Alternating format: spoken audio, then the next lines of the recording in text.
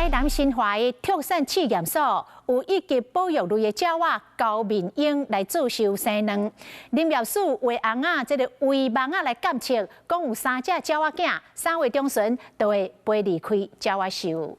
伫台南新化畜产试验所内后山的牧草区，互人发现一级的保护类鸟仔高面鹰伫遮放卵做收。农业部林业甲自然保育署家己分署就甲试验所做回监测。发现的时候已经有下1颗蛋了，好，那我们就赶快做密切的观察，等到它开始有幼雏孵化了，我们才进行围网。目前鸟仔秀内3只囝按算3月中就会离开鸟仔秀。小草鸮呢，它现在是换了羽毛，好，正在练习飞行。高面鹰伫咧台湾的数量大约500只，主要分布伫咧中南部，是台湾12种的暗光鸟之中唯一伫咧地面做收的类型。主要在台南最常发现的就是二仁溪的河川的高滩地。嘉义林业分署自2021年开始，伫试验所内监测到高面鹰，为着提升存活率，用微网的方式来保育这款特别绝种的高面鹰。